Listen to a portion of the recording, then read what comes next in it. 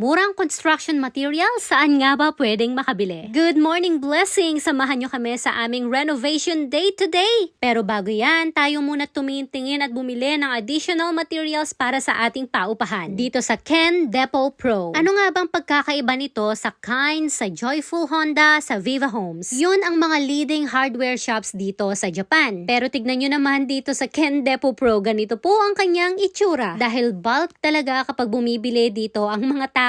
Kaya naman mas mura di hamak sa mga usual na mga hardware shops. And today, nangangailangan nga kami ng 12 na tabla. Ito po ay gagamitin natin sa ating flooring. So yung flooring natin, hindi lang natin siya papatungan ng vinyl, papatungan din natin siya ng tabla para mas matibay. Nagdagdag na nga rin pala kami na gagamitin namin acrylic glass para sa Japanese sliding door. Buti na lang at masipag tong engineer namin.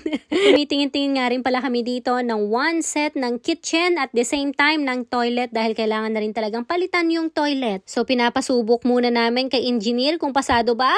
Pero mukhang hindi niya to feel. Talagang iniisa-isa niya talaga bawat toilet dyan. And again, tingnan nyo kung paanong pagkakaiba nito sa mga Kind, sa Joyful Honda. Napakadami nilang mga samples bawat item. And finally, we had to choose this one, 50,800 yen. Hindi na nga namin pinasubok kay Engineer Abby, baka mamaya hindi pa kami matapos. Pero approve na approve niya naman, basta po pwede niyang gawing broom-broom.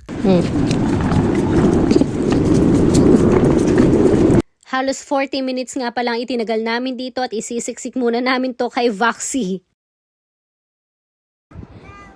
Thank you, Lord. Arigato, Daddy. And this is how much we spent for today. At samahan nyo kami sa aming renovation para may idea na kayo kapag kayo naman. Good morning, blessing!